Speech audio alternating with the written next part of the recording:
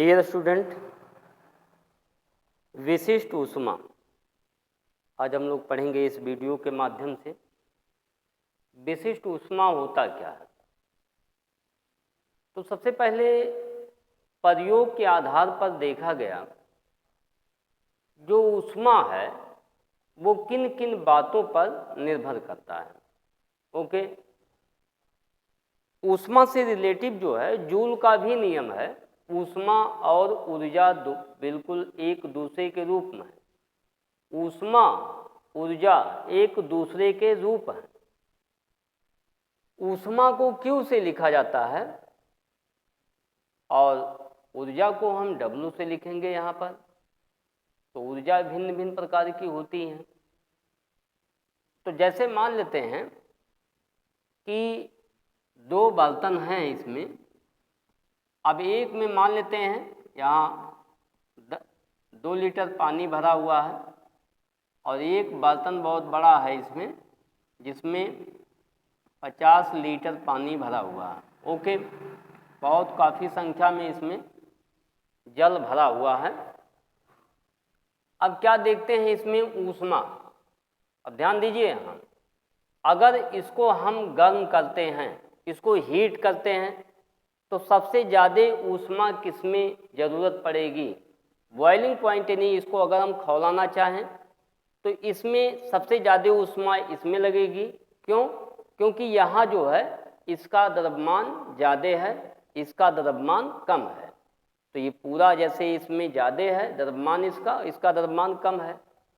तो यहाँ जो किसी पदार्थ को दी गई जो ऊष्मा है वो ऊष्मा को Q से लिखते हैं और डेल्टा Q यानी जो Q होता है वो प्रोपोर्शनल आपके होता है M के। ओके, यहाँ पर जो ऊष्मा है वो ऊष्मा किस पर निर्भर करेगी? इसके द्रव्यमान के समानुपाती होता है। ध्यान दीजिए यहाँ पर, तो ऊष्मा किसके समानुपाती होता है? ऊष्मा पदार्थ के द्रव्यमान के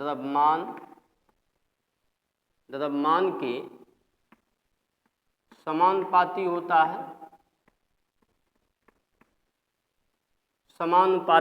है या अनुक्रमानुपाती होता है, ऐसे भी लिख सकते हैं। समानुपाती होता है या अनुक्रमानुपाती होता है। ओके, तो ये मिल गया हमको। अगर देखिए अब जो दूसरा पॉइंट है ये ऊष्मा किस बात पे निर्भर करेगी? तो किसी वस्तु को दी गई ऊष्मा जो है उसके तापांतर पर निर्भर करता है, नहीं ताप T। तो यहाँ जो है ताप पर भी निर्भर करता है।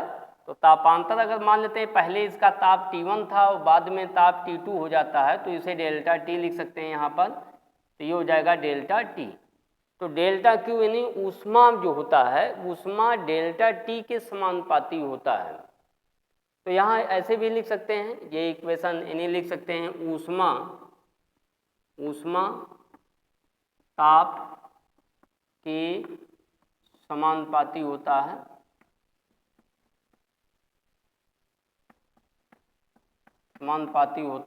ओके, तो कैसे?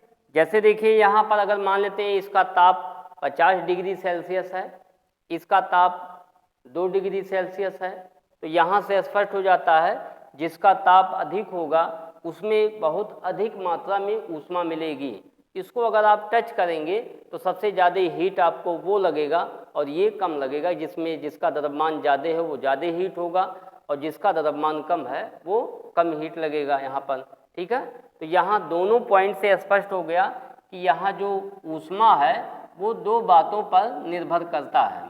पहला, किसी पदार्थ की जो ऊष्मा है वो उसके द्रव्यमान के समानुपाती या अनुक्रमानुपाती भी लिख सकते हैं। इसमें अनुक्रमानुपाती या समानुपाती लिख सकते हैं। दूसरा कंडीशन है ऊष्मा ताप के समानुपाती होता है या तापांतर के समानुपाती होता है, ऐसे भी आप लिख सकते हैं। और डेल्टा Q अगर हम मिला दें इसमें तो ये हो जाएगा delta Q M into delta T लिख सकते हैं इसमें। और डेल्टा Q इक्वल टू इसको लिखा जा सकता है इक्वल टू कांस्टेंट आएगा C M into delta T। Okay, तो यहाँ जो है C क्या है? यहाँ पर जो C है C एक नियतांक है, एक नियतांक है जिसे पदार्थ की विशिष्ट ऊष्मा कहते हैं। क्या कहते हैं? विशिष्ट ऊष्मा कहते हैं। विशिष्ट ऊष्मा कहते हैं। ये इसी जो है एक कांस्टेंट है जिसे पदार्थ की विशिष्ट ऊष्मा कहते हैं।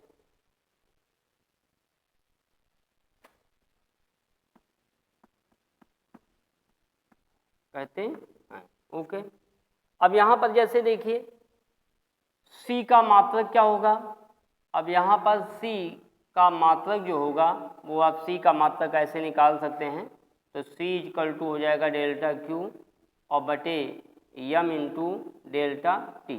अब ध्यान दीजिए यहाँ मात्रक निकालने के लिए अब C का मात्रक ज्ञात कर रहे हैं यहाँ पर।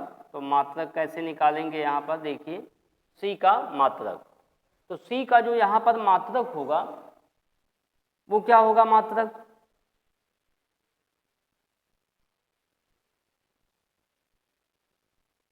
तो Q यहाँ पर जो डेल्टा Q है यानी ऊष्मा का मात्रक होता है कैलोरी। इसको लिखते हैं कैलोरी। द्रव्यमान का मात्रक ग्राम, कैलोरी के साथ हमेशा ग्राम लिखते हैं। ये सीजीएस पद्धति का मात्रक है और सीजीएस पद्धति में ताप जो होता है वो डिग्री सेल्सियस है। ओके, तो कैलोरी बटे ग्राम डिग्री सेल्सियस ये आ गया यहाँ पर। MKS पद्धति में इसका मात्रक अगर आप लिखना चाहते हैं तो MKS पद्धति में क्या लिखेंगे? इसमें MKS ये हो गया आपका CGS पद्धति का मात्रक। ध्यान दीजिए यहाँ पर बहुत इंपॉर्टेंट ये सब है। ये CGS पद्धति का मात्रक हो गया। तो CGS पद्धति का जो मात्रक यहाँ पे आपको मिला विशिष्ट ऊष्मा का वो हो गया कैलोरी बटे ग्राम डिग्री सेल्सियस। MKS पद्धति का मात्रक क्या होगा? MKS पद्धति में C का जो मात्रक होगा, अब MKS में द्रव्यमान को किलोग्राम में लिखा जाता है और ताप को केल्विन में लिखा जाएगा। तो यहाँ किलो कैलोरी लिखेंगे। इसको क्या लिखेंगे यहाँ पर? Kilo calorie. तो किलो कैलोरी हो जाएगा यहाँ पर और द्रव्यमान जो है किलोग्राम में हो जाएगा यहाँ पर किग्रा यानी किलोग्राम और ताप जो है आपका केल्विन हो जाएगा। यहाँ पर केल्विन हो जाएगा। अब किलो कैलोरी को आप जूल में भी लिख सकते हैं। किलो कैलोरी को आप किस में लिख सकते हैं? जूल में भी लिख सकते हैं। तो 1 किलो कैलोरी बराबर होता है, ये फार्मूला है, ये याद रखिए यहाँ पर। ये आगे आपको पढ़ाया जाएगा, अभी ये आया नहीं है, जूल के नियम में है ये। 1 किलो कैलोरी बराबर 4.18 गुणे 10 के घाते 3 जूल होता है। ध्यान दीजिए यहाँ पर कहीं कहीं 4.2 भी लिखा जाता है इसको नियर अबाउट। तो 4.18 गुणे 10⁻³ जूल होता है। ये जूल नामक वैज्ञानिक ने ही बताए थे कि अगर 1 किलो कैलोरी ऊर्जा किसी को दी जाए तो 4.18 गुणे 10⁻³ जूल वर्ग में बदलेगा। ठीक है, तो ये मिल गया हमको यहाँ से। तो अगर इसको हम जूल में लिखें तो क्या लिख सकते हैं यहाँ पर जूल में? तो यहाँ लिख सकते हैं 4.18 गुणे 10⁻³। अब यहाँ क्या लिखेंगे? जूल और बटे यहाँ पर हो जाएगा किलोग्राम किग्रा, इसको लिखेंगे यहाँ पर किग्रा और केल्विन रहेगा ही यहाँ पर। तो ये हो गया यहाँ पर आपका जो है कांस्टेंट था ये C और C का ये मात्रक लिखा गया। ओके, तो C जो है विशिष्ट ऊष्मा है यहाँ पर और इसका मान जो है 4.18 गुणे 10⁻³ जूल होता है। ध्यान दीजिए यहाँ पर अगर मान लेते जैसे 1 किलोग्राम जल ले लें। 1 किलोग्राम जल जो है किसी बोतल में रख दिया जाए और जल का ताप 1 डिग्री सेल्सियस अगर कम होता है, या तो जैसे 1 किलोग्राम जल किसी बोतल में भरा हुआ है ये मान लेते हैं। अब इसका टेम्परेचर अगर मान लेते हैं 25 डिग्री सेल्सियस है। तो ध्यान दीजिए यहाँ पर 1 ग्राम जल का ताप जब ये 24 होगा तो 1 डिग्री सेल्सियस जैसे ही कम होगा तो 4.18 जूल जो है ऊर्जा देगी। ठीक है, तो इससे क्या होता है, बोतल में अगर हम ऊष्मा भर देते हैं, जैसे जल जो है एक अच्छा ऊष्मक है, ऊष्मा का जो है चालक है ये जल, और बहुत अच्छा चालक माना जाता है जल को। तो जल को अगर हम गर्म कर देते हैं, यानी जल को जब गर्म करके किसी बोतल में भर देते हैं तो इसे किसी रोगी की सिकाई की जाती है, इसकी सिकाई की जाती है। सिकाई कैसे की जाती है, अब जैसे इसमें आप 2 किलोग्राम या 3 किलोग्राम जल भरे हैं तो इसमें से ध्यान दीजिए 1 ग्राम जो जल है, 1 ग्राम जल का ताप 1 डिग्री सेल्सियस अगर कम होता है तो ये 4.18 जूल जो है ऊर्जा देगा। ये इतनी एनर्जी देता है। तो जैसे आप किसी बर्तन में रोगी की सिकाई करनी है तो किसी बोतल में आप जल भर कर और ज़्यादा हीट कर देंगे तो और ज़्यादा उसको ऊष्मा मिलेगा। ये 1 ग्राम के लिए आपको बताया जा रहा है, इतना 1 ग्राम। अगर 1 किलो लिए होते हम तो 1 किलो के लिए 4.18 गुणे 10³ का हम इसमें गुणा कर देते हैं। ओके, तो 1 किलोग्राम जल से मिलता हमको। तो 1 किलोग्राम जल से कितना मिलेगा, उसका ताप जब 1 डिग्री सेल्सियस कम होगा तो 1 केजी के लिए मिलेगा हमको 4.18 गुणे 10³ जूल ऊर्जा मिलेगी रोगी को। जब 1 किलोग्राम जल का ताप जो है 1 डिग्री सेल्सियस होगा कम, तो ये कितना आ जाएगा, इसमें 3 पावर, तो ये हो जाएगा 180 जूल। इतना जूल जो है ऊर्जा मिलेगा उसको। बहुत ज़्यादा ऊर्जा मिलती है, इस माध्यम से दिया जा सकता है। तो यहाँ पर जैसे अगर हम